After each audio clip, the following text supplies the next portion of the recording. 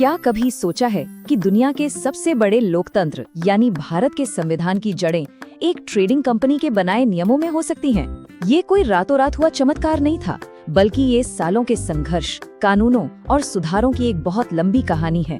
आज हम भारत के संविधान की नींव रखने वाले उन्हीं शुरुआती लेजिस्लेटिव स्टेप्स को देखेंगे जो ब्रिटिश शासन के दौरान उठाए गए थे। ये जो सामने है, इसे सिर्फ एक चित्र मत समझिए, ये हमारे आज के सफर का रोड मैप है। ये हमें उन अहम कानूनों की भूल भुलैया से लेकर गुजरेगा जिन्होंने धीरे धीरे स्टेप बाय स्टेप भारत के एडमिनिस्ट्रेटिव और लेजिस्लेटिव सिस्टम को शक्ल दी। तो चलिए इस हिस्टोरिकल जर्नी पर निकलते हैं और देखते हैं कि ये पूरी कहानी आखिर शुरू कहाँ से हुई। देखिए, कहानी शुरू होती है साल 1600 में। ईस्ट इंडिया कंपनी मसालों और कपड़ों के व्यापारियों के तौर पर भारत आई, लेकिन 1765 में कुछ ऐसा हुआ जिसने सब कुछ बदल दिया। उन्हें बंगाल, बिहार और उड़ीसा के दीवानी अधिकार मिल गए। अब ये दीवानी क्या थी? इसका मतलब था टैक्स वसूलने और सिविल जस्टिस को मैनेज करने का अधिकार। मतलब रातों रात वो सिर्फ व्यापारी नहीं रहे, बल्कि एक तरह से शासक बन गए। कंपनी के इस बढ़ते असर ने ही भारत में ब्रिटिश शासन के एक नए दौर की शुरुआत की। भारत में इस संवैधानिक विकास को हम दो मेन फेजेस में देख सकते हैं। पहला कंपनी का शासन और दूसरा ताज का शासन। आज हम अपना पूरा ध्यान पहले फेज पर रखेंगे, यानी वो दौर जब कंपनी ने शासन की बागडोर संभाली हुई थी। तो हुआ ये कि जैसे जैसे कंपनी की ताकत और दौलत बढ़ी, लंदन में बैठी ब्रिटिश सरकार की टेंशन भी बढ़ने लगी। उन्हें लगा ये बेहिसाब पावर ये खतरनाक हो सकती है। और बस यहीं से भारत में लेजिस्लेटिव रिफॉर्म्स का पहला दौर शुरू हुआ, जिसका मकसद था कंपनी पर लगाम कसना। चलिए देखते हैं कि ये पहले कानून क्या थे। ये था ब्रिटिश संसद का पहला बड़ा दाव। पहली बार उन्होंने ईस्ट इंडिया कंपनी के कामों को कंट्रोल और रेगुलेट करने की सीधी कोशिश की। ये एक बहुत ही हिस्टोरिक स्टेप था, जिसने भारत में एक सेंट्रल एडमिनिस्ट्रेशन की नींव रखी। तो असल में इसका मतलब क्या था? इसका सीधा सीधा मतलब था पावर का सेंट्रलाइजेशन। बॉम्बे और मद्रास को बंगाल के अंडर लाकर ब्रिटिश भारत में पहली बार एक बॉस बनाने की कोशिश की गई। और सुप्रीम कोर्ट बनाने का मतलब था कि अब कंपनी के अधिकारी मनमानी नहीं कर सकते थे, उन्हें भी कानून के दायरे में लाया जा रहा था।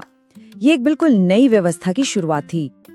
लेकिन 1773 का रेगुलेटिंग एक्ट कह सकते हैं कि वो पूरी तरह से कामयाब नहीं हुआ।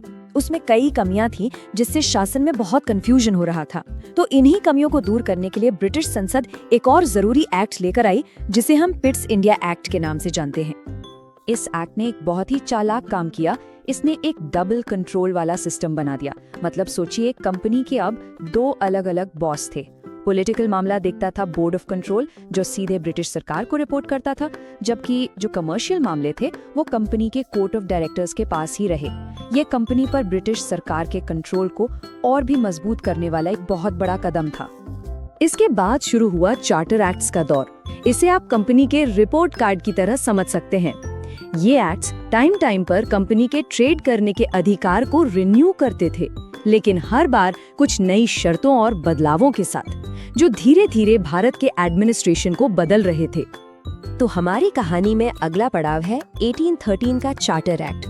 ये एक्ट सिर्फ एक कानूनी दस्तावेज नहीं था, बल्कि इसने भारत के आर्थिक और सामाजिक ताने बाने पर बहुत गहरा असर डाला। तो यहाँ दो बड़े और दूरगामी बदलाव हुए। पहला, चाय और चीन के साथ व्यापार को छोड़कर कंपनी की ट्रेड पर मोनोपोली खत्म कर दी गई। इससे भारत का बाजार दूसरे ब्रिटिश व्यापारियों के लिए खुल गया। ये इंडिया की इकोनॉमी के लिए एक बहुत बड़ा टर्निंग पॉइंट था। दूसरा, ईसाई मिशनरियों को आने की इजाजत देना।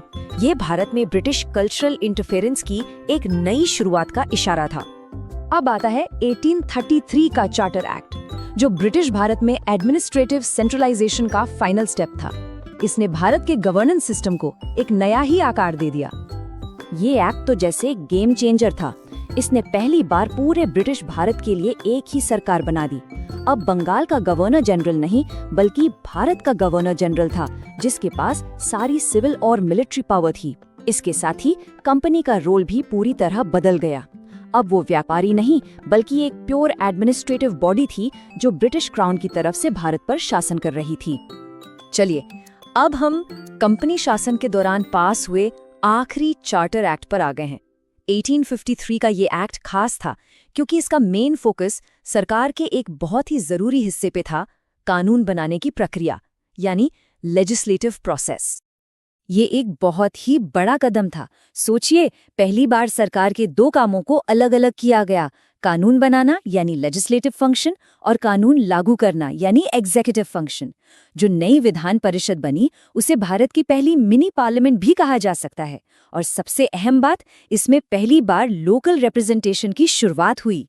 ये एक छोटा ही सही पर डेमोक्रेसी की दिशा में एक बहुत बड़ा कदम था। तो 1773 से 1853 तक की ये पूरी जर्नी हमें दिखाती है कि कैसे सेंट्रलाइजेशन से शुरू होकर शासन में एक डबल कंट्रोल सिस्टम आया, फिर व्यापार के दरवाजे खुले और आखिर में एक अलग लेजिस्लेटिव काउंसिल और लोकल रिप्रेजेंटेशन की नींव रखी गई। हर कानून पिछले वाले पर बना और धीरे धीरे भारत की एडमिनिस्ट्रेटिव शक्ल बदलता गया। और आखिर में यह सवाल हमें सोचने पर मजबूर करता है कि कैसे इन कानूनों ने, जो एक कॉलोनियल पावर ने अपने शासन को मजबूत करने के लिए बनाए थे, अनजाने में ही दुनिया के सबसे बड़े लोकतंत्र के बीज बो दिए। एक सेंट्रलाइज्ड एडमिनिस्ट्रेशन, एक अलग लेजिस्लेचर और रिप्रेजेंटेशन का सिद्धांत, ये सभी वो तत्व थे जो गुलामी के दौरान पैदा हुए, लेकिन आगे चलकर स्वतंत्र भारत के लोकतांत्रिक संविधान की नींव बने।